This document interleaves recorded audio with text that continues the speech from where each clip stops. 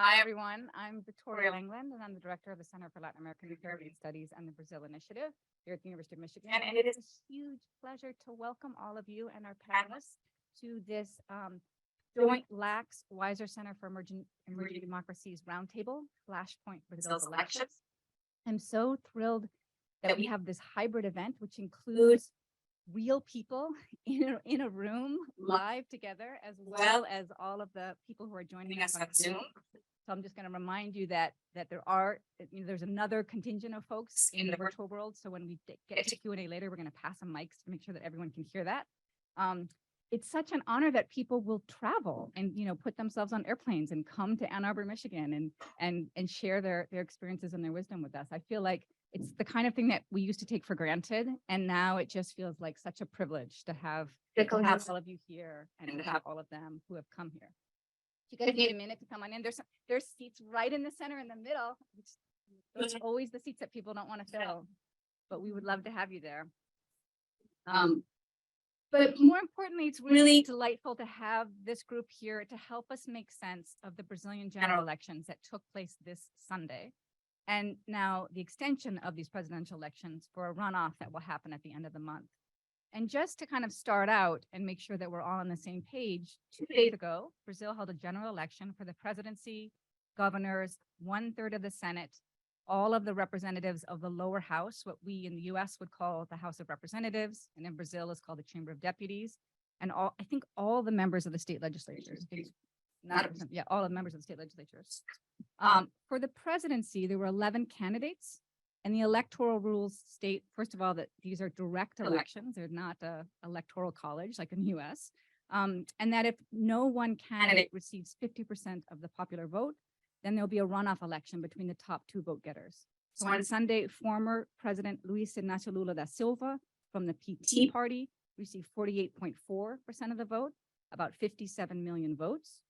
And the incumbent president, Jair Bolsonaro from the PL party, received 43.2%, about 51 million votes, and will now go through a runoff election on October the 30th. There were also, as I'm sure we'll hear more about, the results of the election really did not match much of the polling that went on before the election, so people were quite surprised by these results in many ways. Not so far off for the amount of votes that Lula got, but quite far off the amount of votes that Bolsonaro got, and also quite far off for some of the Senate electoral races as well. Now, before we get into the specifics, I wanted to start us out by highlighting for a moment the significance of this election outside of Brazil, given that we're meeting in the United States. I feel like it sometimes feels like a cliche or hyperbole when you say that a particular election is the most important election ever, the most important election in history, this transformational, foundational election, right? The most important we've seen, in recent years or forever. And we've heard that said multiple times about this election, but there are real reasons, I think, why that's not an overstatement in this case, and why the Brazilian election was, and why it will now continue to be, very closely watched by people around the world, not just those who are observers of Brazil in particular. With 156 million registered voters, Brazil is the 4th largest democracy in Brazil, and democracy itself was and arguably still is on the ballot. As some of our speakers will no doubt address, despite a recent and extended experience with military dictatorship in the 60s, 70s, and 80s, Brazilians have built a robust democratic system with strong institutions, with checks and balances, with a vibrant multi-party system of over 30 political parties. And it has built a tried and tested voting system that has long been considered very, very efficient and very reliable.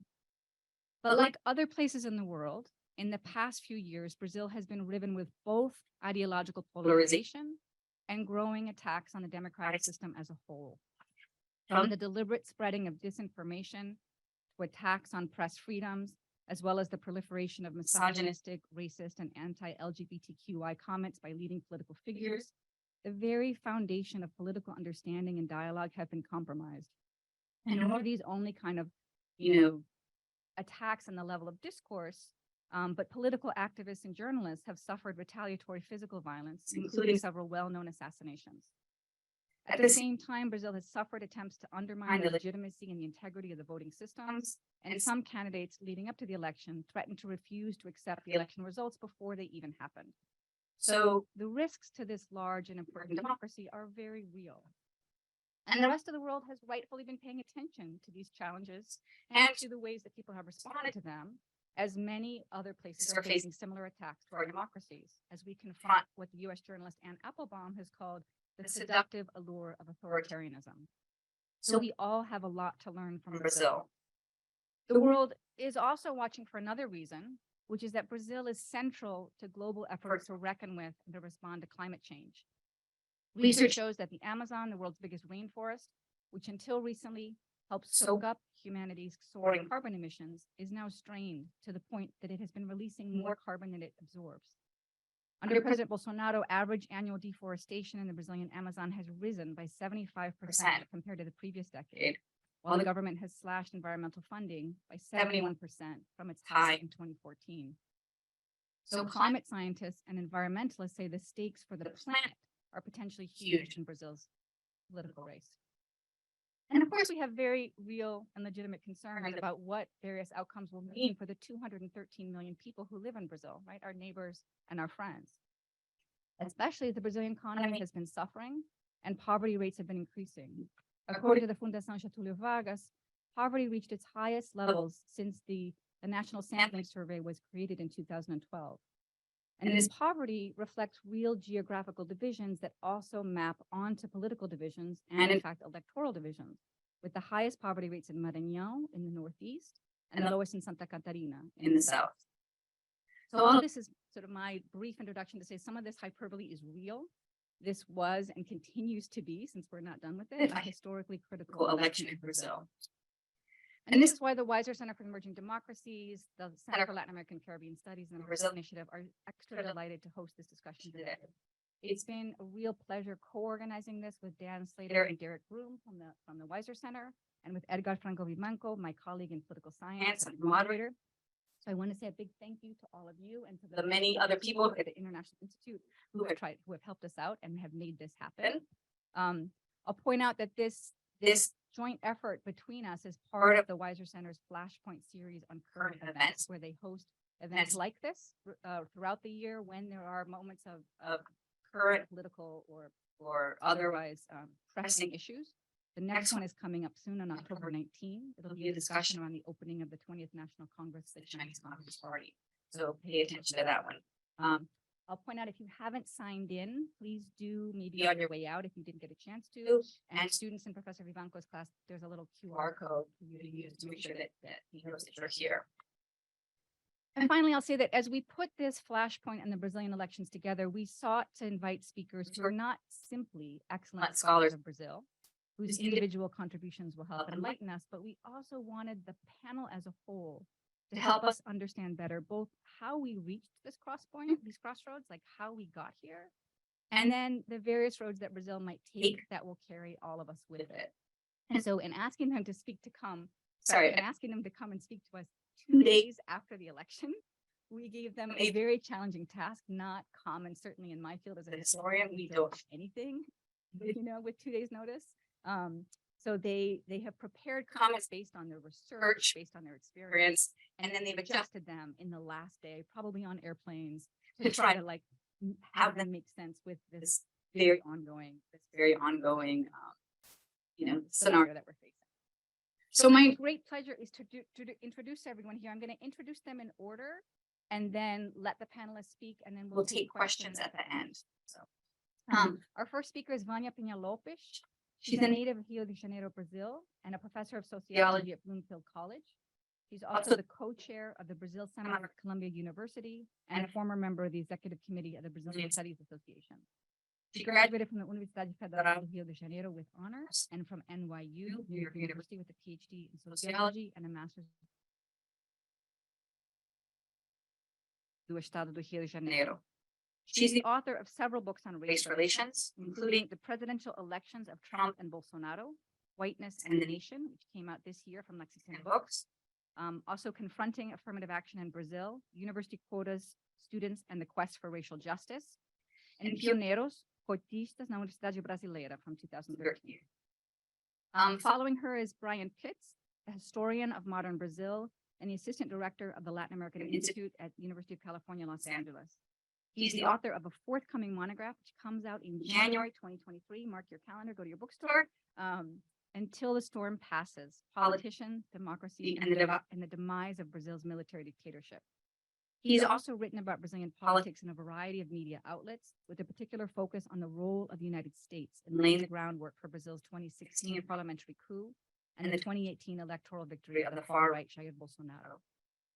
Following Bryan will be Fabio Silva.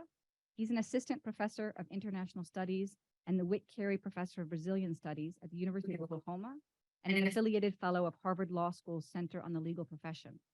He currently studies what role law and legal institutions play in processes of democratic backsliding in Brazil and comparatively. Fabio co-directs the Oklahoma University Center for Brazil Studies, is a member of the Executive Committee of the Brazilian Studies Association, and a research fellow at the Washington, Brazil office. And then our final panelist is Natasha Borgia Sugiyama, professor of political science and the director of the Center for Latin American and Caribbean Studies at the University of Wisconsin-Milwaukee. She's a specialist on social policy, local governance, and the politics of poverty relief in Brazil. She's the author of Diffusion of Good Government, Social Sector Reforms in Brazil from the University of Notre Dame Press, and Democracy at Work, Pathways to Wellbeing in Brazil from Cambridge University Press, which she wrote with Brian Wampler and Michael Touchdown. Her research on gender inclusion and well-being appears in American Political Science Review, Global Social Policy, Latin American Politics and Society, and the Journal of Development Studies. And finally, our moderator and my co-organizer, one of my co-organizers is Edgar Franco Vivanco, an assistant professor of political science here at U of M. His research agenda explores how colonial-era institutions and contemporary criminal violence shape economic underperformance, particularly within Latin America. His dissertation-related book project studies the role of indigenous groups that they've played in the state-building process of the region since colonial times. Using extensive archival data of colonial Mexican courts, combined with automated text analysis, he examines the complex interactions between indigenous communities and the colonial state. Edgar's research on contemporary challenges to development focuses on criminal violence and policing, and he's co-authoring a book that draws on extensive fieldwork in Rio de Janeiro, Brazil, to study the differentiated effects of state interventions against organized criminal groups. Would you join me in welcoming our panelists?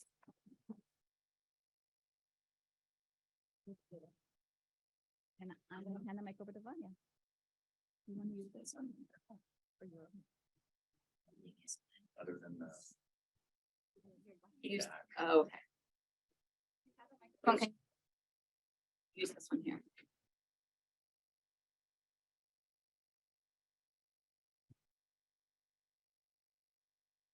Can you hear me? Is it coming out? Is the sound, is it? Okay. Good morning. Thank you for coming. God, it's a big crowd. Thank you for coming again. Brazil presents itself, particularly to foreigners, as a cordial country, the land of samba, football, and beautiful women, where the races coexist in harmony and fun reigns. Racism has no room there. However, as a country with the longest and most widespread slavery system in the Americas, Brazil has grappled with racial inequality and social inequality, even before its independence from Portugal 200 years ago, which we celebrated on September 7th. To which the first Africans arrived soon after Portugal started to colonize Brazil. Despite the belief that Brazilian slavery was more benevolent than the one in North America, history registers many cases of physical cruelty, such as beatings, body lacerations covered in salt, caning, amputations, and rapes, and also psychological punishments, such as public scolding and sales of relatives who never saw each other again. Another fallacy is the slave's supposed acquiescence. There are records of a number of revolts throughout the 300 plus years of slavery. The fact that we may not learn about them in school doesn't mean that they didn't happen. The vast indigenous population was also legally enslaved until the 17th century, be it to work in the extraction of Brazil wood or as a result of just wars, that is, colonizers' attacks to usurp indigenous land or acquisition of those who lost wars with other indigenous groups. The celebrated bandeirantes slave traders and frontiersmen went into the Brazilian hinterland in search of golden gems, invading indigenous land and attacking its populations, whom they sold as slaves. At the end of the 18th century, the Inconfidentes Mineiros plotted to free Brazil from Portugal. Just like the leaders of the American Revolution, whom they so admired, all Inconfidentes were white and most were slave owners. On the other hand, the Inconfidentes Baianos were mostly poor, Black, and in favor of abolition. Yet they are much less known and are hardly ever mentioned.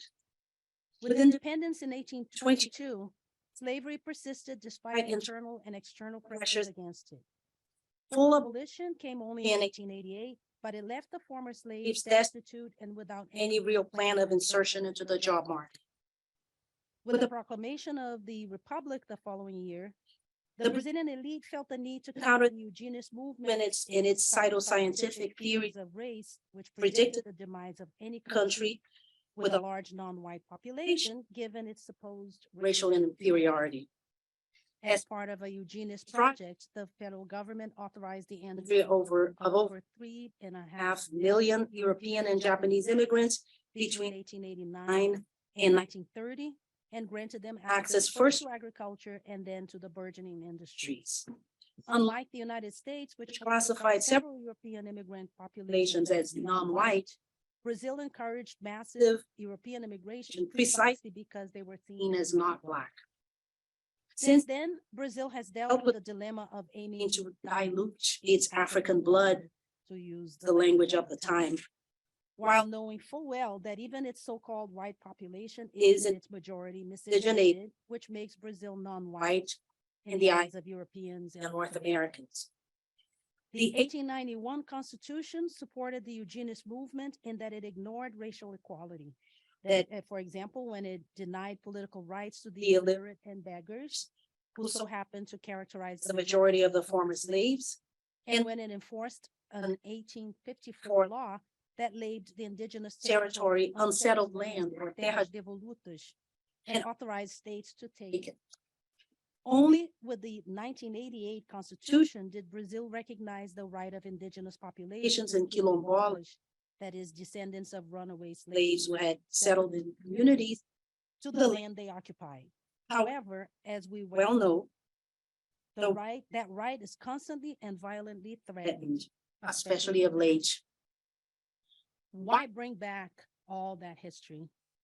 Because in 2018, Brazil elected Jair Messias Bolsonaro president over 2 rounds.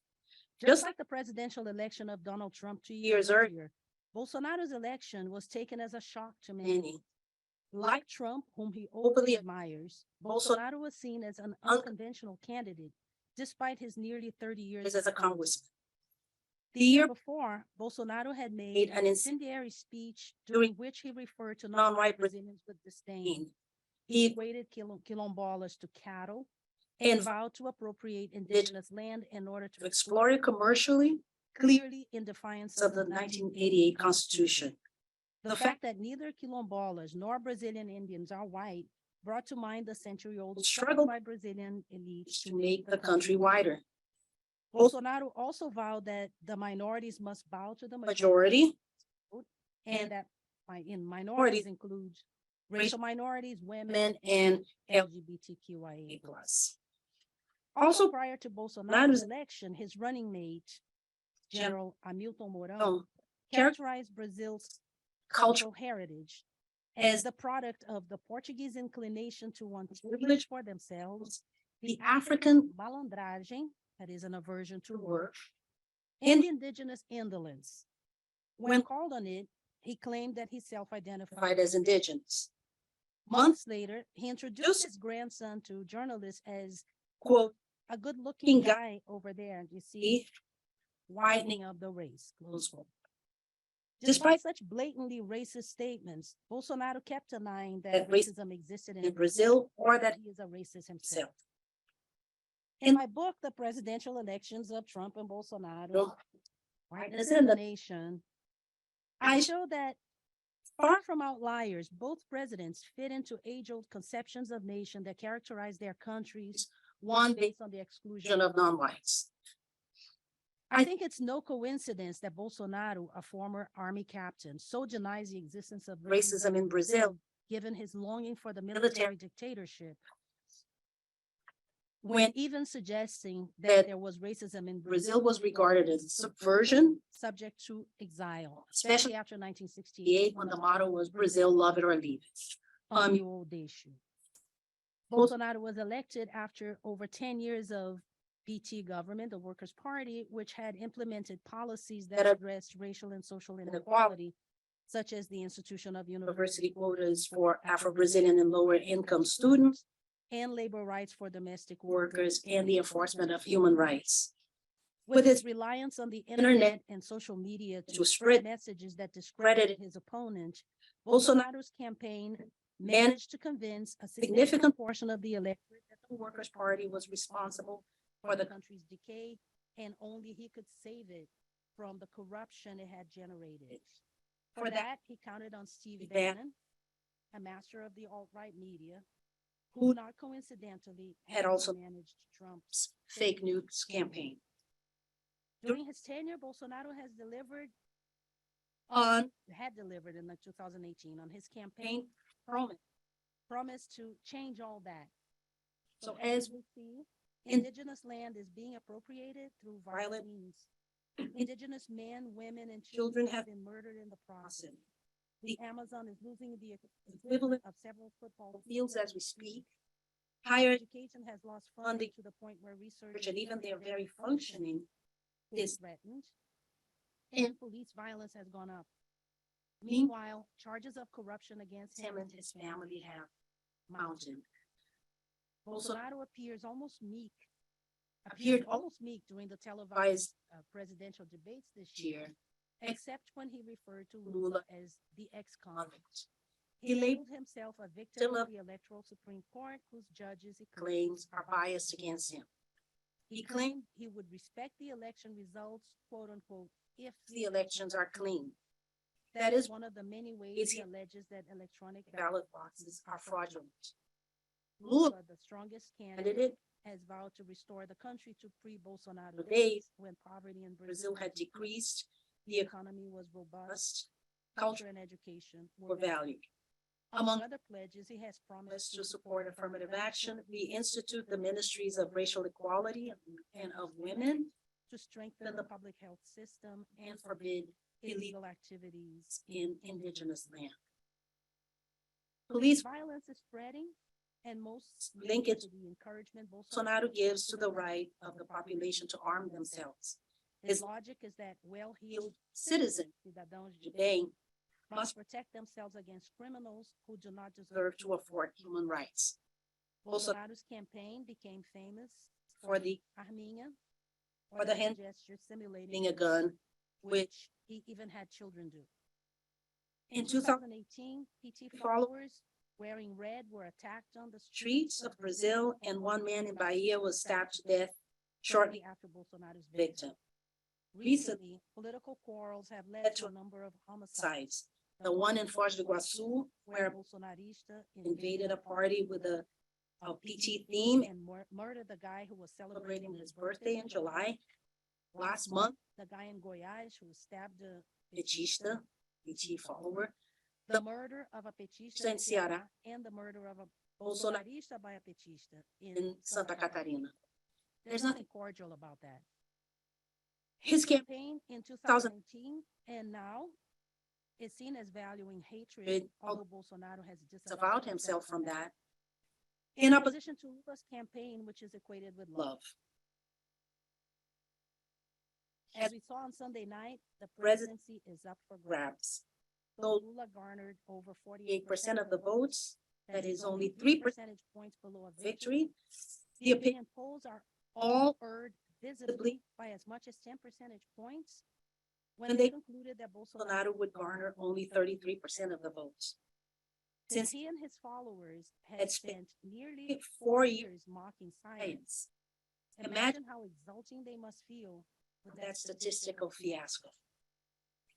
Among those who oppose Bolsonaro are not only Lula or PT followers, but also Bolsonaristas arrependidos, that is, those who regret having voted for him 4 years ago. However, and that's a big however.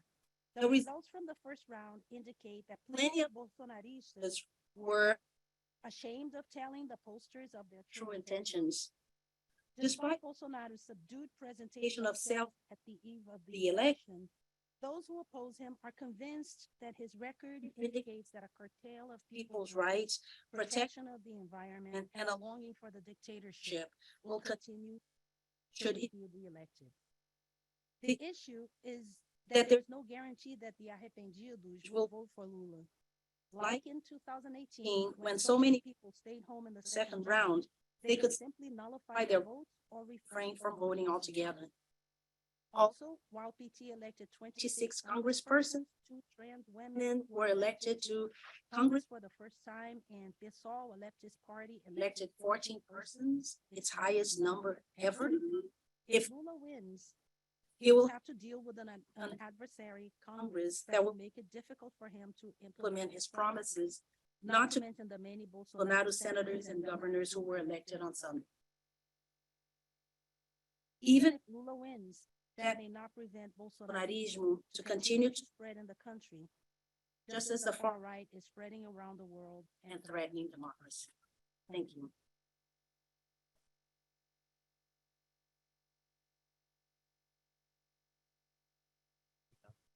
Bom dia, good morning, or boa tarde, quasi, good afternoon. So I'm going to shift the focus here a little bit from, I think it was great, Vania gave us an overview, right, of what's at stake in this election and of Bolsonaro's first term as president, and the really stark difference between the two candidates. I want to look a little bit by looking at the past and the topic of my own research, which is civilian political elites under the military dictatorship, to see if what that can tell us about, historians are not really comfortable doing hot takes, but I'll go ahead and do it anyway. Like what that might show us about what could happen in the runoff and what could happen between the runoff and the inauguration of the new president on January 1st. Also, I very briefly want to give a shout out to the guy in the back in the New Orleans Saints hat, who dat? And big Saints fan, couldn't resist. And also I had a pretty cool PowerPoint. I was like working on a PowerPoint, but I like sort of my excuse is that like if you have a bunch of words up on the screen, people aren't really going to listen to you. But the real reason was I ran out of time to finish it. There's that old joke, what's the difference between a professor and their students? And the answer is 15 minutes. Kind of along those lines. So I want to kind of give you two sort of stark visions, like the differences between Lula and Bolsonaro. So on January 1st, 2003, which is when Lula was inaugurated, right, Brazil inaugurated a former shoeshine boy turned democratic socialist politician as president. A union leader with a 4th grade education, Luiz Inácio Lula da Silva, stood before Congress and offered a new vision for a country that for centuries had been a global leader in social inequality. We were starting a new chapter in Brazil's history, not as a submissive nation, handing over its sovereignty, not as an unjust nation, passively standing by while the poorest suffer, but as an active, noble nation, courageously presenting itself to the world as a nation for everyone. 16 years later, Brazil inaugurated a former military captain turned far-right politician as president. A congressman infamous for his attacks on women, LGBTQ+ people, Afro-Brazilians, and indigenous people, Jair Bolsonaro stood before Congress and offered another vision for a country that over the last decade and a half had become a global leader in expanding opportunity. We shall unite our people, value the family, respect religions and our Judeo-Christian tradition, combat the ideology of gender, and preserve our values. Brazil will return to being a country free of ideological bonds. These are two very different conceptions of like what the role of government is, and also, you know, two very different perceptions of two very different visions, right, that are chosen by the same electorate pretty much. And also interesting, right, both these presidents were able to cobble together a coalition in Congress to pass their agenda. You know, Brazil is actually far ahead of any other country in the world, that the current Congress that was just elected has 23 parties or party coalitions represented in it. In some previous 4-year terms, there's been up to 32 to 35 parties represented in Congress. So it's actually quite an accomplishment to be able to put together a coalition, but it also speaks to sort of the ideological flexibility of Brazilian politicians, that they can get on board with Lula, then 16 years later, more or less, not the exact same people, but the same type of people are like, okay, and they jump right on board with Bolsonaro, right? Whoever's in power is who they're going to hitch their wagons to. And so like, why the change? You know, the political elite supports Lula's sort of social democratic vision, and then a majority of the political elite supports Bolsonaro's vision. Some would argue, I think particularly in the discipline of political science, but in some other disciplines as well, that this type of ideological flexibility among the Brazilian political elite, that this shows how deficient Brazilian political elites are. And also Brazil's political parties, institutions, or et cetera, right? There's something wrong with Brazilian politicians. Why can't they just be ideologically coherent and act like they're supposed to? Usually measured against, what they're supposed to, as imagined as being the United States and Western Europe. I want to take a little bit of a different approach here to explaining this behavior among Brazilian political elites as we reflect on where Brazil might go in the weeks ahead.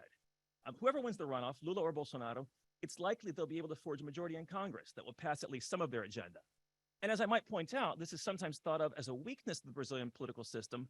But, what has our Congress done in the last 8 years? Nothing, right? And so we, supposedly we have this well-functioning democratic system in the United States, yet presidents can't actually pass any of their agenda because of things like the filibuster requirements in the Senate.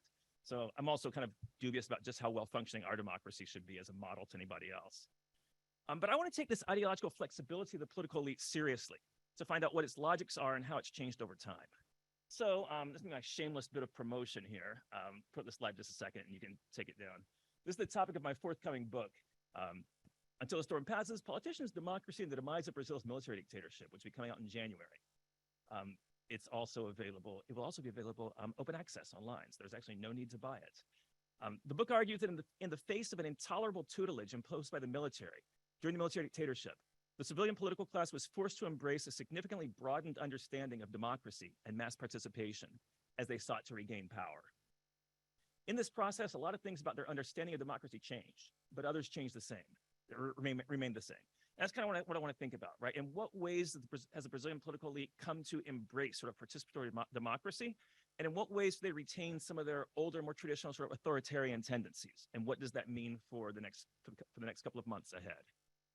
So more specifically, in 1964, when the military overthrew a democratically elected president, well, he'd been vice president and then became president when the previous president resigned, the predominant understanding of democracy among Brazil's political elites was fundamentally liberal, not in the sense of left-wing, but liberal in the sense of the early 19th century definition, right? Which is, there's sort of ideas that, there would be responsible elites who would be duly elected by their voters, who would occupy democratic institutions to legislate on behalf of an unqualified populace, right? This was pretty much the vision of the American founding fathers as well, right? So under this model, at least in Brazil, military intervention in politics was okay, as long as the military gave power back to civilian politicians in a pretty brief amounts of time. And popular mobilization, demonstrations, strikes, any sort of rumblings from the unlettered masses were seen as a threat to the system and often brutally repressed, not only by politicians on the right, but even more centrist politicians as well. And even politicians on the left weren't particularly comfortable with mass mobilization. But 21 years later, by 1985, when the military dictatorship fell, a new understanding of democracy had emerged. Slowly, a greater variety of people were represented in Congress. The role of the masses, I think in 1968, there might have been 4 women in the entire, almost 450 member lower house of Congress. By the 1980s, that might have made up to 20 or so. And now I think, I don't know the exact proportions, correct? Someone can correct me on it. I think it might be close, between around a fifth of Congress or so is women. And so, which is better than it used to be. So there's been this sort of gradual expansion, the kind of people who are allowed to participate in politics in Brazil. The role of the masses has been expanded from just voting to advocating for their interests and even helping shape policy directly. Strikes, protests, and so on are now understood as a legitimate way for a politically mobilized populace to assert its rights and wishes. So the military dictatorship then was how Brazilian democracy was transformed from this former conception of, sort of liberal democracy where, your only role is you get to vote, and then these political elites who you elect will make decisions for the good of the country, And so over these 20 years, it gets transformed to this more participatory understanding of democracy. But, and I think the tension in Brazilian politics since then, including how could the political elite support Lula and then turn around and support Bolsonaro a few years later, is explained by the fact that this new conception of democracy has never really been forced to displace the old one. And they've sort of coexisted uncomfortably over the last 37 years. But very quickly, I want to define what I'm talking about when I say political elite, because that's a really slippery, ill-defined term, right? Or the term that Brazilians use is classe política, the political class. They actually think of it as like a class of people. So it's universally acknowledged in Brazil. The country has always been ruled by what historian Andrew Kirkendall calls a political oligarchy, which I might add has been overwhelmingly white and overwhelmingly male, whose numbers are relatively small, its ranks relatively closed, and its power concentrated in a few hands. This group has shared since the colonial period what political scientist Francis Hagopian calls a common identity as legitimate leaders of their society, perhaps by virtue of their wealth, education, occupation, or really in practice, most commonly heredity. The most sort of the biggest indicator of whether of what characteristic politicians share is that their father was a politician. The political class encompasses civilian elites who, due to their pedigree, their wealth, their profession, education, or social connections, choose to participate in political decision-making at the local, state, or national level. This may include career politicians, but also businessmen, business people, landholding elites, media, owners of the large Brazilian media, lawyers, doctors, engineers, university professors. These people sort of inhabit sort of the upper ranks of Brazilian society. At the federal level, I'm usually talking about members of Congress or members of the presidential cabinet, with some overlap with the federal judiciary, the national business elite, and intellectuals as well.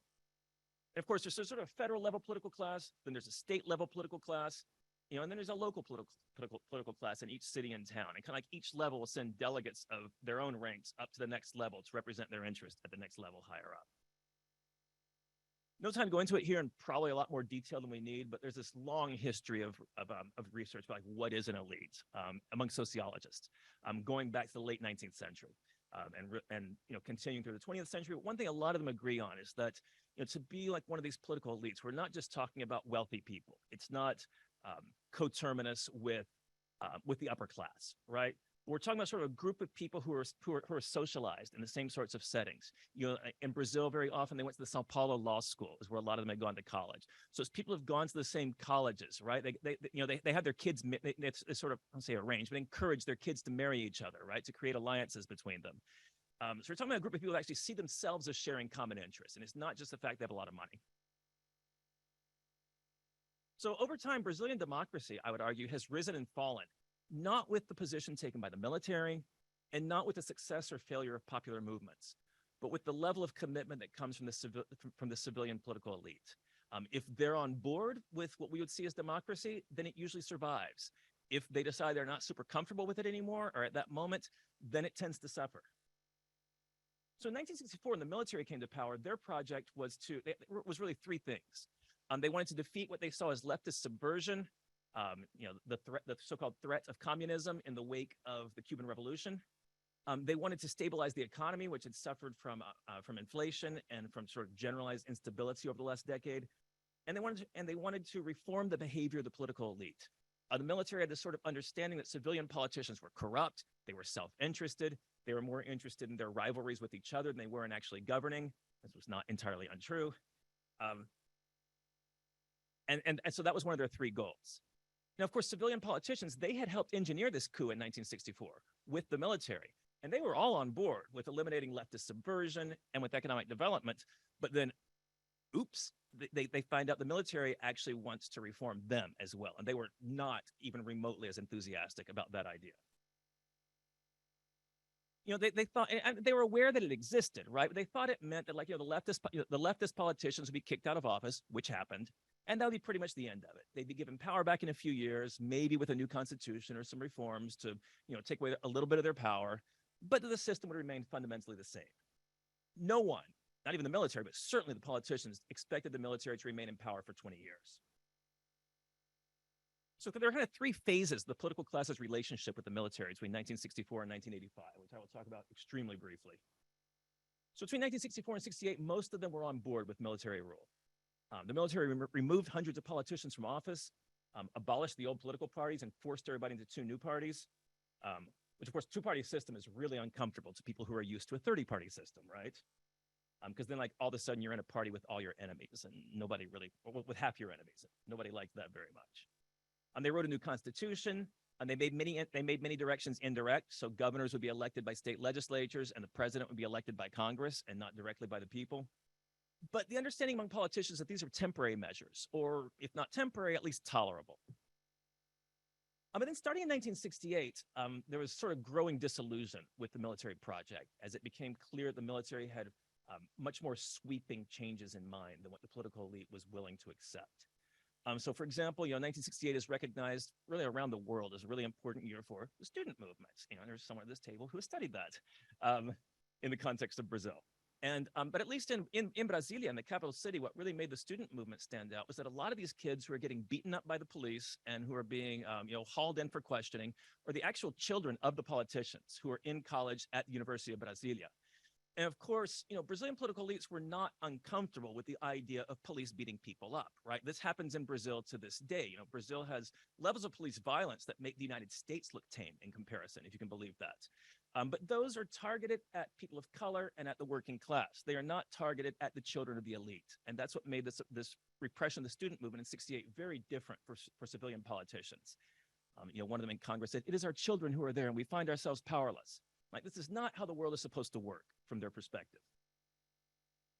In addition, the military tried to kick a politician out of Congress because he had criticized them.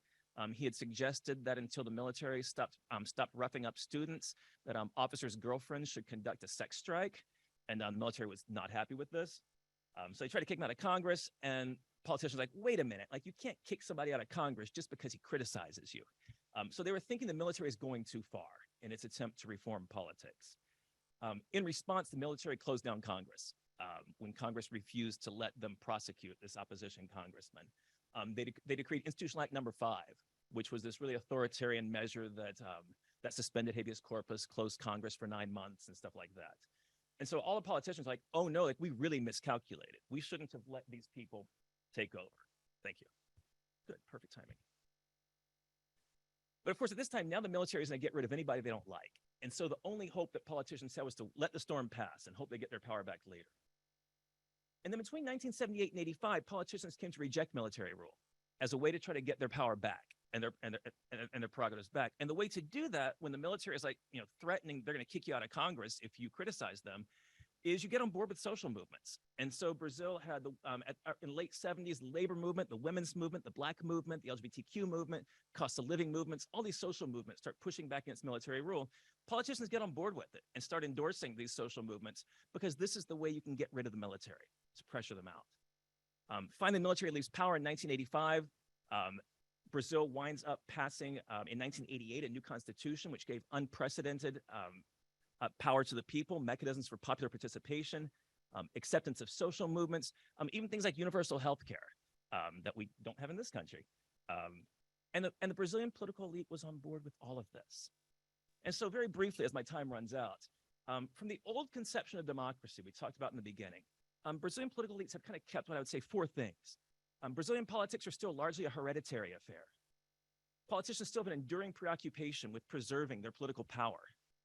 There's still general impunity for the political elite. They don't really get held accountable for their actions.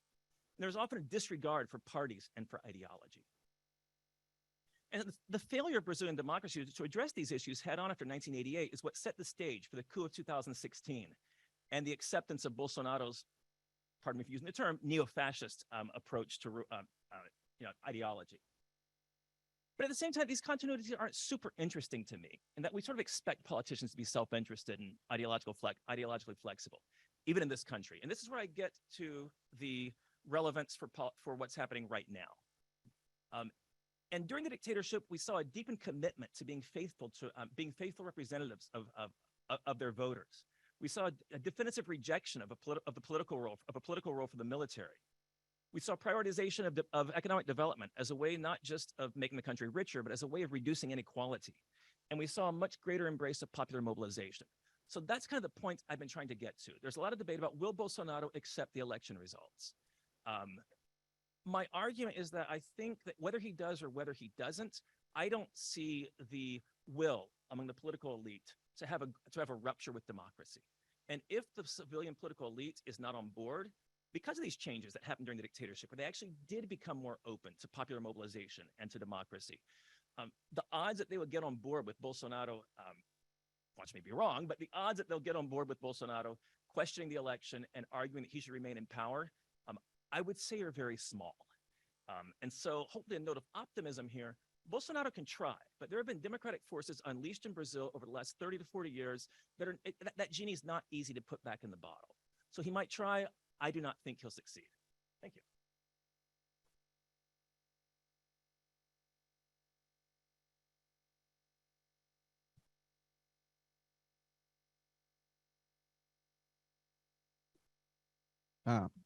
Well, is this picking up the sound? Okay. So good afternoon, right? It's great to be here. I want to start actually thanking the Weiser Center and Victoria for the invitation. This is an institution that has a very special place in my heart. I was actually preparing my documentation to apply for tenure and promotion this year, which is getting voted next week. So root for me. But anyway, as I was doing that, I was revisiting my archives, and I found out that the first speaker engagement I had in this role was exactly here. When I came, where I came to in this roundtable on the Brazilian crisis, and that was in 2017. And I was looking at the flyer for this event, and it was written there that a dramatic scenario is unfolding in Brasilia. The Chamber of Deputies is at the brink of deciding whether it will authorize a criminal trial against the sitting president, and that was Michel Temer. Tensions are escalating between the Supreme Court, the legislature, and the executive branch. Social policies and programs instituted in past governments are being budgetarily undermined and gutted by executive orders. And our speakers are going to help us understand what's going on. Right. And I'm not going to say that I missed those days, right? Because they were already very difficult to endure. But I think it's quite visible that things deteriorated further between then and now. I was just, and this is good to compare the way that Victoria was framing the conversation today. So if on those days we had tensions among institutions, if in those days we had a lot of uncertainty, nowadays she describes the context in terms of attacks on democracy and institutions, in terms of a dismantling of important policies and even governance. So anyway, so let's go to the elections. As Victoria was mentioning, we had this year, we just had the first round of the elections. Brazil has this two-stage system in which if nobody makes more than 50% of the votes in the first round, there's a runoff. And Lula had 48.4%, whereas Bolsonaro had 43.2%. So Lula had 57 million votes, whereas Bolsonaro had 51. I think we need to take a step back here and look at this from a historical perspective, if we will. And when we compare that to 2018, right, we see that the left, or the PT, or Lula, who was a candidate in 2018 until he was barred from running by the Supreme Court, had 29% of the votes. It wasn't Lula running here, it was his replacement candidate, Haddad. But Haddad had 29% of the votes in the first round, and now Lula had 48%. Bolsonaro had 46%, now he had 43%. Right, so there's a decline in the percentage of the votes of Bolsonaro, and a big jump in the percentage of votes of Lula, or the left. Not only that, this was the second best performance that Lula had historically because he's been running since 1989, and he won in 2002 and 2006. But still, he got a lot of votes, and if you think about this in terms of the absolute number of votes, this was his highest number of votes in his whole career. Not only that, Lula was able to flip more than 600 cities that had elected Bolsonaro in 2018, especially in the states of Minas Gerais and Rio Grande do Sul. whereas Bolsonaro was only able to flip 24 cities that had elected Haddad in the first round of votes in 2018. This is not a winner takes it all system, right? So it's different from the electoral college model here, but still, I think it shows something that's going on here. Obviously, what I think disappointed a lot of our analysts and a lot of those who were supporting Lula was the discrepancy between the results of the election and what was being predicted in the polls, especially when it comes to Bolsonaro, because the predictions from the polls were relatively accurate when it comes to Lula's performance. So this is a table that shows the difference in percentage points between what was being predicted for Lula and for Bolsonaro in all these different polling sources. And we see that, again, for Lula, the difference, except for this brass market, which is not a very respected or reputable source, except for that, the predictions here were kind of within the margin of errors. It's in the Bolsonaro camp that they got it wrong for the most part. So this is something to take into account. However, just to go back to the numbers here, right? And to put this into perspective, we have to think that elections in Brazil were never were very rarely decided in the first round. The exceptions were 1994 and 1998 when Cardoso ran.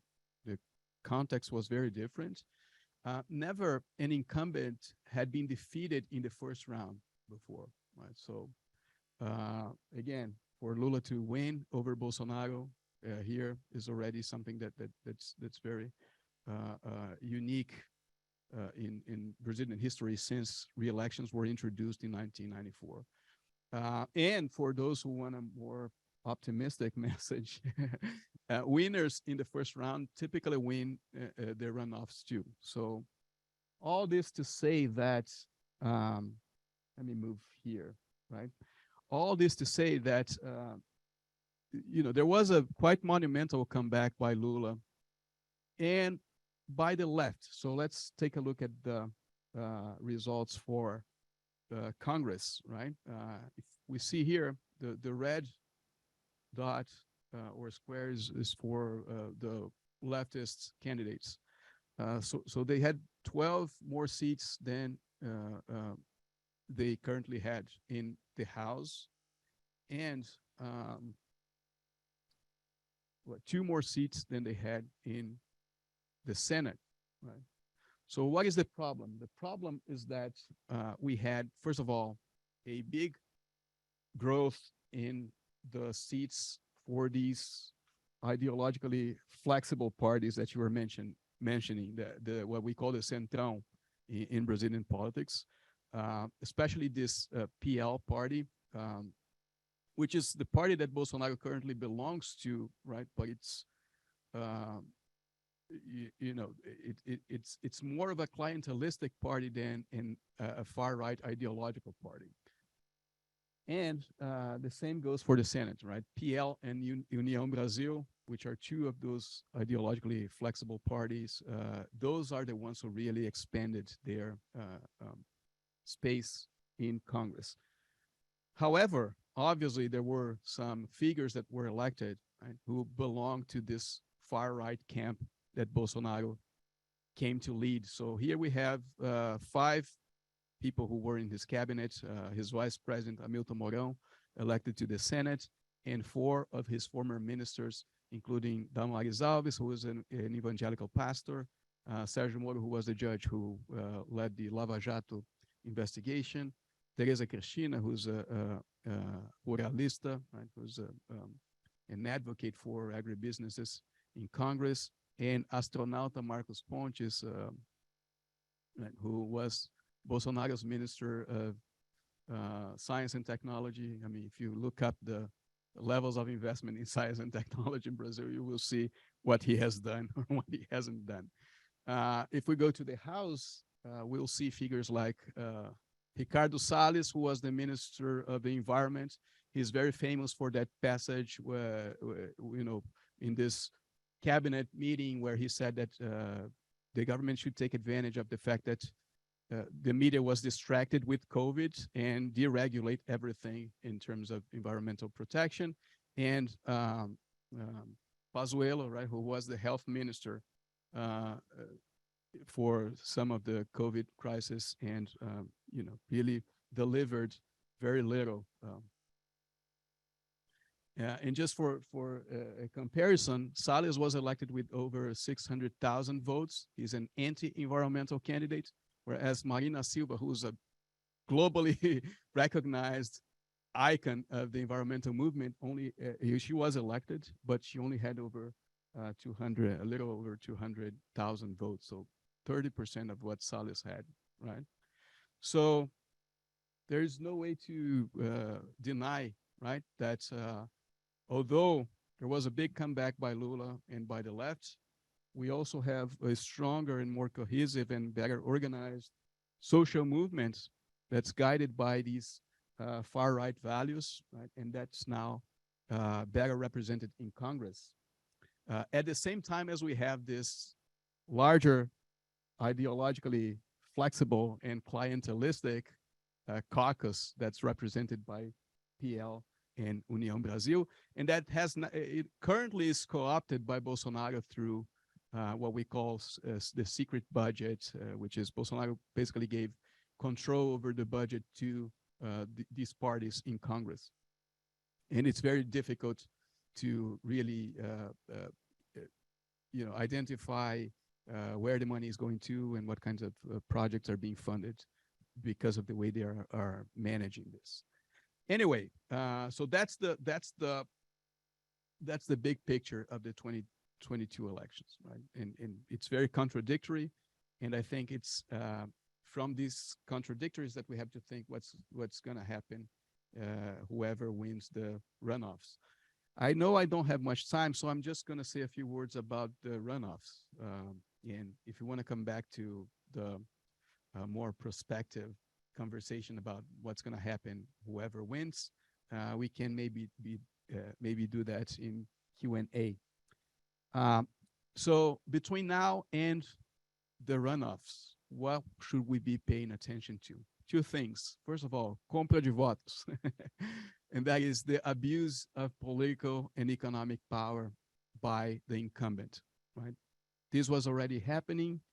Bolsonaro this year, thanks to this relationship he established with the Centrão, with the clientelistic parties, with the ideologically flexible parties in Congress, he managed to pass a constitutional amendment under the pretext that we have a global crisis fueled by the Russia-Ukraine war, to really be able to spend money and to give tax breaks or to cut taxes, for example, on gas prices. So gas prices have been reduced significantly in Brazil, and he brags about this. He went to the UK to the funeral of the Queen. He recorded a video in front of a gas station, showing the prices there and saying, see, you're paying much less in Brazil. That was thanks to a tax cut on gas prices that he promoted, which is going to leave cities and state governments with no budget in the next year. That's already very clear. But still, it's the government, it's the incumbent abusing political and economic power to try to sell to the people, right, an idea of the economy that's not consistent with how the economy actually is. Part of that was also used to fund the Auxílio Emergencial or Auxílio Brasil, the cash transfer programs that Natasha is going to talk more about. But this has happened, and this will continue to happen in the next couple of days, right? If you doubt, this is what came out yesterday on a website.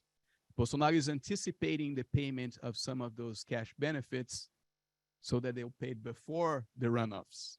This is money that should have been paid or should be paid, by the end of the year. He's anticipating to put in the pockets of people the 2 or 3 days before the runoffs. Right? So clear abuse of power. And then next is cultural wars. This is very powerful. And I actually, I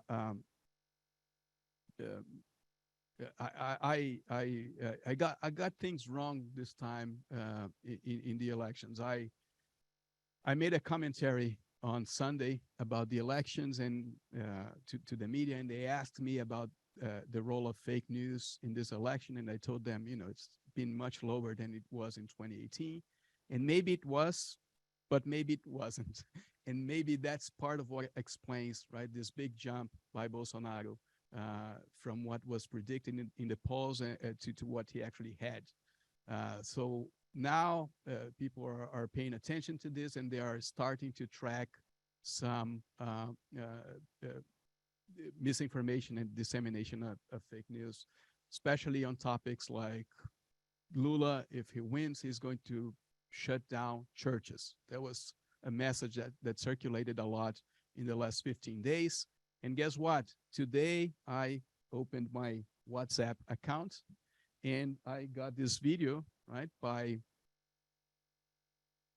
Senador Cleitinho, who was one of the senators who were elected against the prediction of the polls. I could show the video there, but for some reason it's not playing. He basically shows another video within the video from a Satanist who is saying that, they all worked together.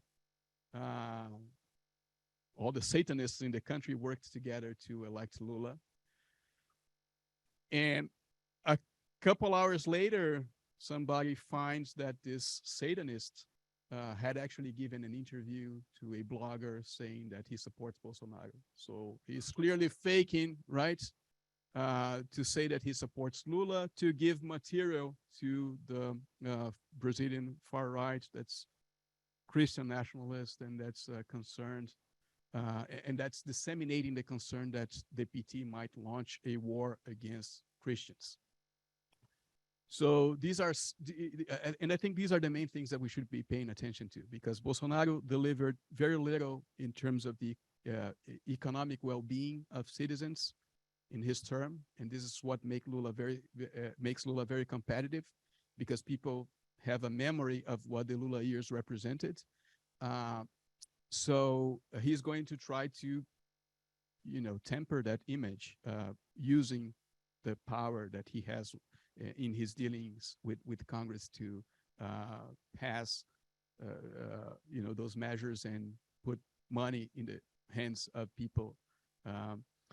But at the same time, he will work on this cultural wars front, disseminating that kind of information or misinformation, and invest in this kind of moral panic that's been part of the Brazilian political landscape since at least the 2018 election. So I hope this helps, and I'm happy to again talk about future scenarios depending on whether Bolsonaro or Lula wins.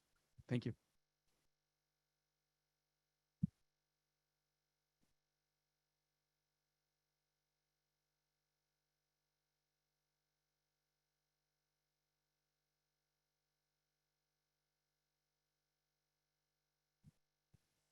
Hello, everyone. Can you hear me? Okay, well, first I'd like to thank the organizers, Victoria, Edgar, for the invitation. This is really a treat for me to be able to talk about Brazil and to join this panel. I was asked to talk a little bit about how women and families are likely to fare and how we should think about this election in terms of their well-being. And so, if I may, I have here what's at stake. I think that our panelists have given you already a sense that the stakes are incredibly high and that this is not a neutral election for which we can envision the same kinds of outcomes for women and families. But what I want to do is give you a sense of what some of the issues might be. And for those of you who have been following how women have been faring in Brazil, the status of women more generally. You know, Brazil presents a puzzle for many of us who study the topic. On the one hand, women make up the majority of the electorate. There's recent news that there is 90 years of suffrage for women, yet we have very low rates of women elected into the National Congress. Women are among the lowest in terms of their representation when compared to Latin America, and ranks of over 133rd internationally. So we don't see women in elective office because of weak enforcement of very weak quota laws. We also have, on the one hand, progress on educational fronts with girls and women making parity and certain outcomes related to enrollment, but yet there is large gaps when it comes to pay. And on the other hand, you have areas where there's progress for protections for workers in women-dominated industries like nannies, workers, domestic workers, who gain more protections, yet we also see that they're more likely to work in the informal labor force. And so the feminization of poverty is a reality in the lives for many Brazilian women. So we have lots of reasons to worry, whether we're talking about high rates of domestic violence, extremely high rates of femicide. There are lots of reasons to worry about their overall status. And once you start to add issues related to kind of employment status, race and ethnicity, there are many intersecting inequalities that we should be caring about. Okay, let me say a little bit about how Brazil has historically tried to address the need for inclusion among the lowest income earners. And keep in mind, when I'm talking about people who are poor, the turn of the 21st century, Brazil had very, very high rates of poverty and was one of the most unequal countries in the world. So when we think about how are you going to include vast numbers of millions of people into a social protection system, we need to consider, well, what did Brazil have before? And starting in the 1930s, Brazil established a social protection system that was exclusionary. And I think it's important for us to acknowledge that their original Bismarckian model favored formal sector workers. So if you were a formal sector worker who worked in the railroad industry, worked for government, worked for private sector workers, you could enjoy lots of benefits, pensions, health insurance, worker protections, paid leave, right? But if you were an informal sector worker in agriculture, women in domestic work, you were excluded from many of those foundational social protection schemes. And what Javier Corrales talks about in his work is that we have the expansion of called access reforms. In other words, over time, Brazil has expanded access to more protections. And you also have, under the redemocratization period in the 1990s, the expansion of access through universal enrollment in schools and compulsory education in schools. You have a social right to have access to health care and the creation of a unified health system that provided preventive health care for families in rural areas, in isolated communities. And so you have a very protective healthcare infrastructure, and you have the emergence of a social assistance system that also provides social welfare benefits. So you have, through this period between the 90s and then the 2000s, with the launch of really a much more progressive and inclusionary social policy agenda under the Lula administration, a much more significant set of advances, right?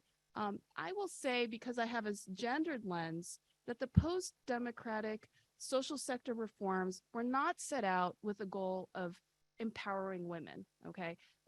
Gender empowerment was not one of the main frames. It was definitely inclusion of the poor, including families, giving a set of basic social protections by which everyone would have a basic standard of living. But it has had some tensions. There have been ways in which social protection schemes reinforce traditional gendered roles. And as I'm going to talk about, the primary anti-poverty program that was established under the Lula administration targeted families who had low incomes, they fell below the poverty line, and women were the targeted beneficiaries of cash relief, right? Women heads of households, under the assumption that they would be better able to manage their kids' education and healthcare needs. So women, as their motherly functions in managing households and in their care work, were thought to be very instrumental in making advances in human development. And for many critics, especially the critics pre-Bolsonaro, will talk about how they're taking advantage of very feminine roles and responsibilities. And I acknowledge those critiques. So the basics, the Bolsa Familia, which was established in 2003 under the Lula administration, provided monthly cash transfers to eligible families who fell below an income threshold. Those families were required to comply with behavioral changes that were thought to be very beneficial for human development. It was framed within the context of advances for the next generation to address the intergenerational transmission of poverty by requiring kids to attend school on a regular basis, requiring that they meet nutritional checkups, that they get their vaccinations, that mothers who are pregnant get their prenatal health checkups, that they are encouraged to breastfeed after they've had their children. In other words, there was a host of conditionalities that were tied to those monthly grants. And importantly, they had significant advances for people. This is one of the most widely studied social policies in the world. Okay, if you look up and try to do program evaluations of Bolsa Familia, you'll see the tremendous linkages that this program has made under this time period, reducing poverty. The economists have all measured the poverty reductions, contributed to decreases in income inequality. There's lots of evidence that particularly for some of the hardest age groups to continue to get them to come to school, girls, and as they age, school attendance increased, improved nutritional outcomes. People basically use their grants to eat. First and foremost, meet their basic needs. And then they could start doing a little bit more long-term planning, right? But this monthly regularity of the payments, they reduced infant mortality and contributed to reductions in maternal mortality. So widely studied. Research that I've conducted with co-authors Wendy Hunter and Layla Patel, we examined the question about whether or not women in particular were well off. Now, keep in mind, this is a program that reached a quarter of the Brazilian population. This is a lot of people. And so when we asked the question, well, were women beneficiaries in and of themselves? Forget the kids for the moment. We care about the kids, but how are the women doing? There's lots of reason to think that this was a very important mechanism for generating women's economic independence and sense of autonomy. The fact that women got the resources, controlled the resources, opened bank accounts, had greater autonomy in decision-making in their household relations, could talk to partners and make decisions about how to spend those funds. Though that was extremely important and gave women a sense of financial autonomy that they, in many cases, had never experienced before. When we're talking about physical autonomy and integrity, because that program required women to leave their isolation and engage with healthcare workers, with social workers, there's evidence that they were better able to meet their own health needs and also contributed to better mental health outcomes. So public health researchers have been doing a lot of studies, including things like suicide, and that participation in this program had important effects on a whole range of health outcomes. And then I'll talk about the psychosocial growth, right? That feeling that comes with agency, that one can control their lives, their destiny, that they can plan for the future is so important for people's sense that they can invest in their future, their children's future, that they are not kind of at the behest of the whims of the winds, right? So this is work that I've done, and it's shown that there are important contributions. Well, what does Bolsonaro do? Well, once he comes into office, there's fiscal austerity. He cuts the programs by cutting and eliminating the roles. And it's important to say that pre-pandemic, austerity was part of his political agenda. And this was an important focus for him. Once the pandemic hits, then his focus is actually not on health. And you don't see increases in healthcare expenditures. You see increases in cash monies going to people. And so he creates two programs, Auxílio Emergencial, which is an emergency grant. It's actually much bigger in scope. Individuals are eligible for it. Anyone who's unemployed is eligible for it. Anyone in the informal sector is eligible for it. It's a massive infusion of cash that represents about 4% of GDP. It's not sustainable in the long run, but it does temporarily reduce poverty dramatically.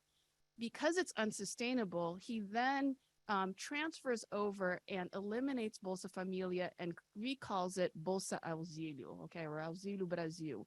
So this program has been criticized because it has these clear intentions of demonstrating that he's trying to reach out to the poor by increasing payments. I will say that from a technical point of view, there are lots of criticisms about it because they have tinkered with many of the features of the program that actually was working to address human development, right? So the conditionality requirements that were so important and link individuals to social services, health services, that has been really diminished because they're not enforcing conditionality. And there's a very big concern that they are tinkering with the formulas, that they are tinkering with the design of the program in ways that really just meet electoral objectives and haven't been studied. And so for a program that had been highly studied and evaluated by both Brazilian technocrats as well as international scholars and economists around the world, there's a lot of concern here. And there's a lot less attention in general to any complementary services. So what do we get? We get a lot of important differences, right? Lula is someone who emphasized dignity.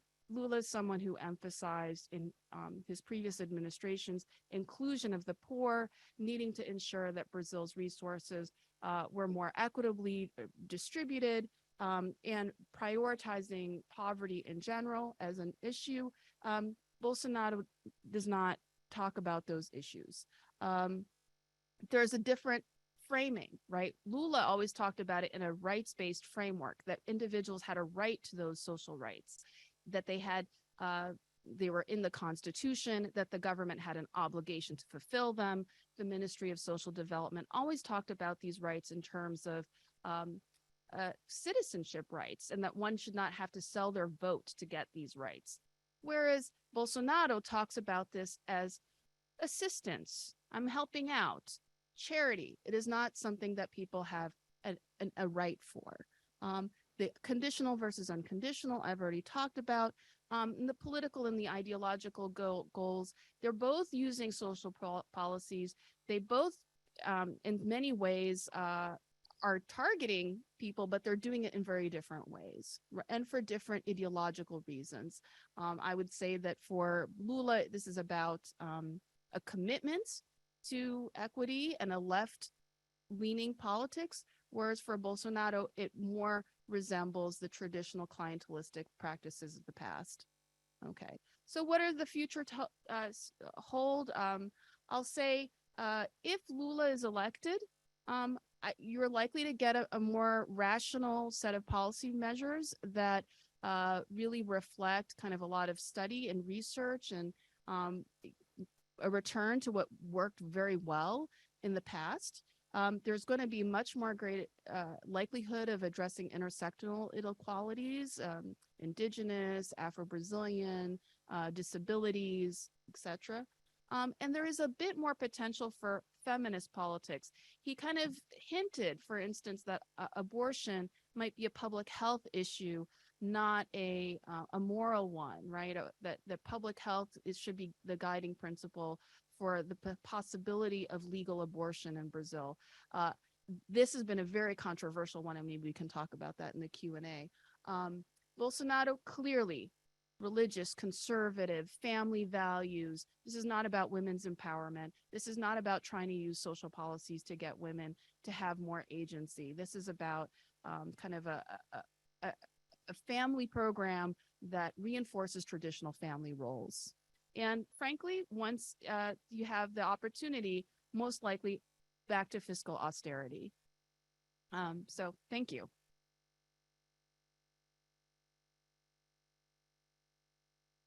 Obrigado, Natasha, Fabio, Bryan, and Vania. So thank you, Tori, for organizing. Well, we have 5 minutes for round of questions. And also, I invited my students for the class I'm teaching Latin American politics here. I know that the class already was ended 5 minutes ago, so thank you for staying a little bit longer. And I asked them, I asked my students who are discussing this election in class to send me a couple of questions for you. Hopefully I'm gonna rephrase some of them so maybe we can have a sense of it in the last 5 minutes. One is really, so Bryan mentioned that this, he sees the threat of this threat of Bolsonaro really seizing democracy or going against this democratic election if he loses, as a lower than it's said that it's been said, or at least what I hear from the U.S. media. So, and I think that goes in line with what Story was mentioning about this, that Brazilian institutions have been strengthened in the past several decades. So I just wanted to know if that's something that is shared here in this for the other members of the panel. So that will be one. The second one is more long-term, thinking about what's the future of Bolsonarismo. If he loses wins the election, there will be more of him or more of his ideology.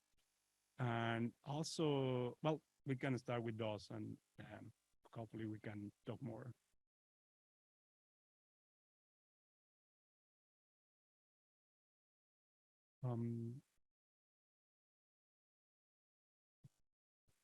Okay. Yeah.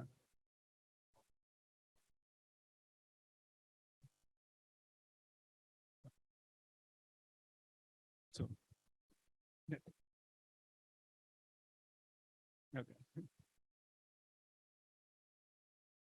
I think it's I'm maybe a little less optimistic than some of my colleagues. And I think that part of it is that I have this big unknown about the role of the military right now. We have more military and police candidates winning office, and Bolsonaro is clearly allied with the military. And so how they will respond, I think, is for me a bit of an unknown.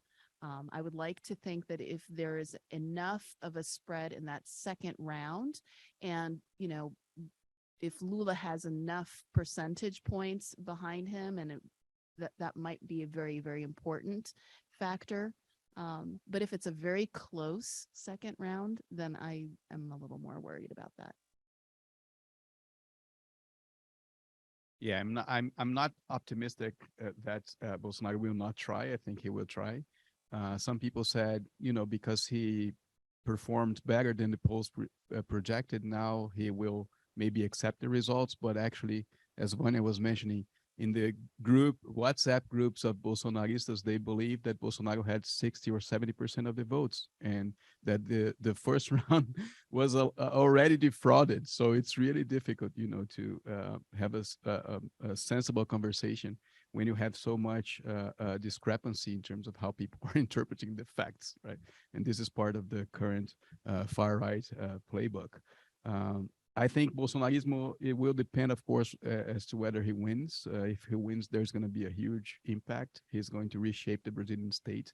I can talk more about that informally, because he will have then a base of support in Congress that will enable him to do that.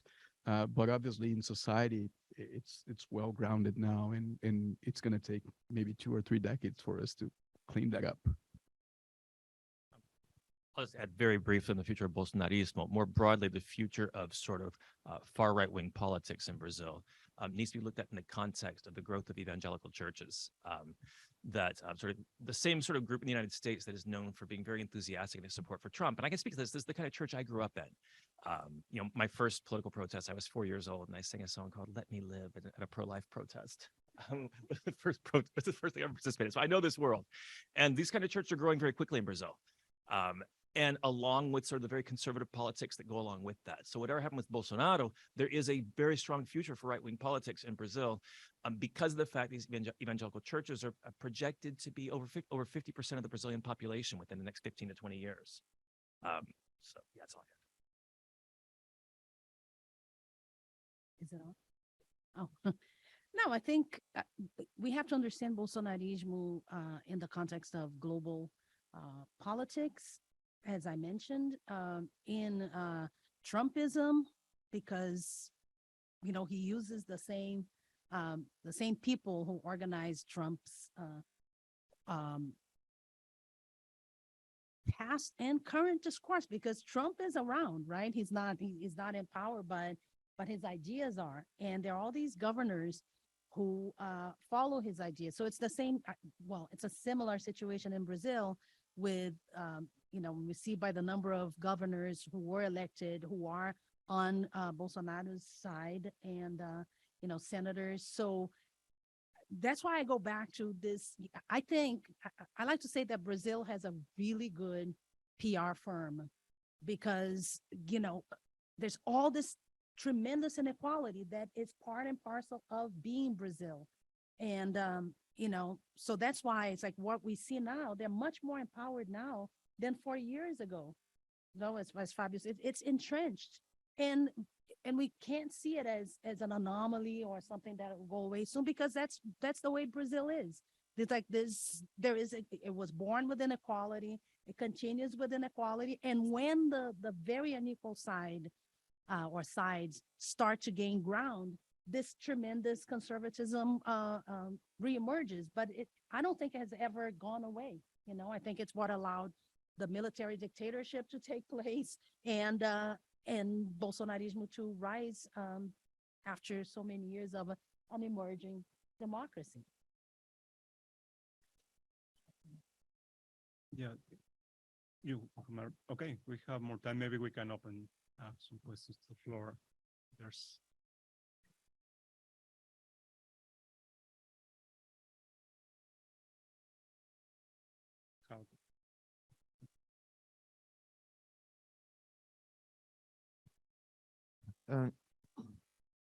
So it's been said that Bolsonaro gave control over to the Congress to disburse of the budget willy-nilly.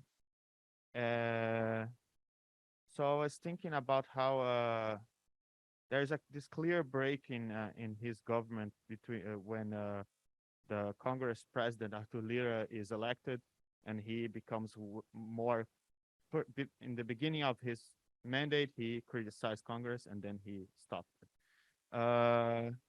So how do we reconcile this with the idea of Bolsonaro authoritarianism in terms of effective policies, in terms of strengthening the executive branch, or etc.? Because in some ways now we're seeing him in coalition with this, flexible, ideologically flexible elite, at the same time that he is at the helm of a far-right social movement. That's well put, So how do is it moving forward, his authoritarianism, or is this sort of internal contradictions gonna hold him back? Yeah, why don't we collect one or two more I'll ask a quick question. Thank you so much. I just want to know about sort of the 9% voters that didn't vote for either Bolsonaro or Lula. And also I was curious about sort of the regional kind of colors in this map that Fabio showed that seemed kind of like very stark north-south division. So if you could just talk a little bit more about the voters that are at stake here.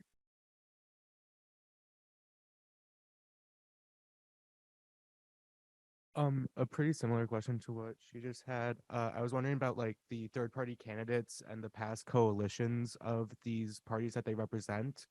If you could give any insight into the possible coalitions that these parties might then make in a possible Congress of where certain third party candidates will most often align towards like either the leftist Lula or far right Bolsonaro.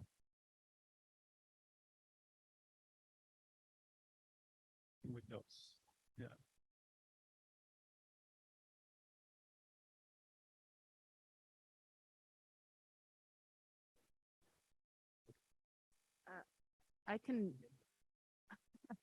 I'll take the question on the geography. I mean, I think it's important to know that there was a really big shift in Lula support, right?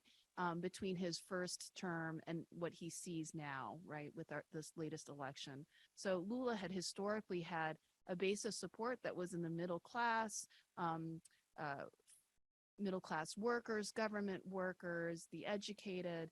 And then there's a flip. And part of that flip is that he ends up getting more support in the Northeast. So the Northeast is the poorer region. It's the region that actually saw the greatest benefits with the social programs that I was talking about. And so he has a stronger base of support in the Northeast, which is his home region. And ironically enough, where he had his history as a metallurgical worker and all of his union activity, he's actually seen declines in support in the South, right? So that's part of it. And, you know, Bolsonaro supporters are in general wealthier, more educated.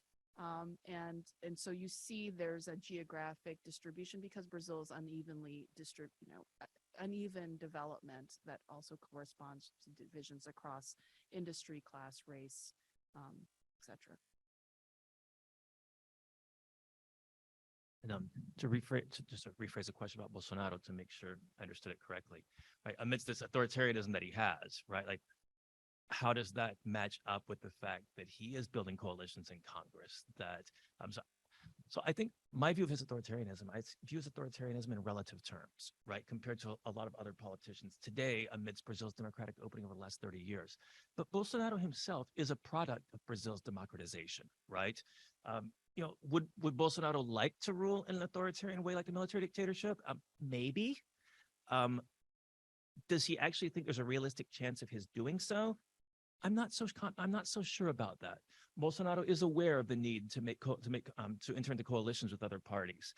He is aware of the fact that, you know, people will protest his policies and they have a right to do so. I don't know if he likes that they have a right to do so, but he's aware that it happens. So I think Bolsonaro himself is, I don't want to step back from saying I view him as authoritarian or as an aspiring authoritarian, but he is also a product of some of these changes in the political elite that happened during the military dictatorship, although he himself is not from that political elite. And he also came about in this context of sort of skepticism about military intervention in politics. So I would not deny he's been influenced by those things as well. I don't see him as being sort of a champion of social democracy. I also don't see him as being completely willing to throw out the institutions of liberal democracy. I don't see him as an authoritarian in those terms, no.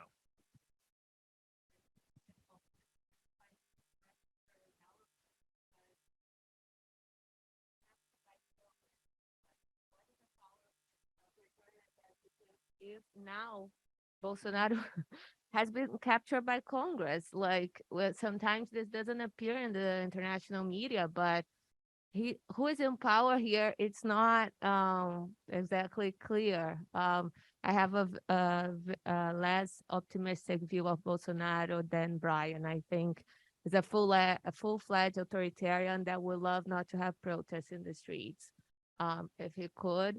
But right now, we forget that he's in a weak position in relationship to Congress. Sometimes that gets missed. Yeah, I mean, two things in response to that. First of all, currently, and this is not just the case of Brazil, this is more of a global movement too. We know that there's not much space for old school authoritarianism. We talk now about democratic backsliding and you know, a change in the way the current authoritarians role, which is not trying to shut down Congress and the Supreme Court, but rather to pack the court and you know, find ways to cooperate with Congress if they can't get a clear majority in Congress, right?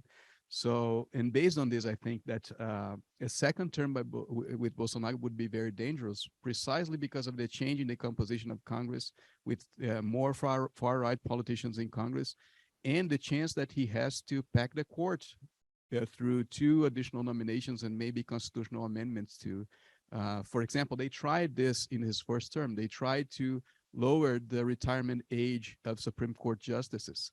One of his people in Congress, Bia Kicis, submitted a proposal of a constitutional amendment in that direction, which would effectively enable him to pack the court. You know, they might try now that they have a Congress that they can work more with. And I agree that he's in the hands of Congress and he's in the hands of all these clientelistic parties. But in a second term, I think he would have a better chance to negotiate the terms of his unsurrendering to that party, right? And say, you know, I just want 2 or 3 things from you. I want you to impeach the Supreme Court justice that is presenting obstacles to my, yeah.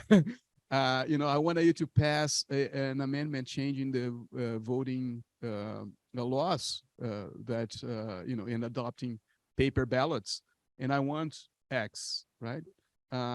In exchange for that, I give you full control over the budget. That's the, right? It would be a completely different, this would have completely different consequences than the current scheme produces. Should we have to close? I want to talk to you later about the other 2 candidates. Yeah. Oh, thank you so much.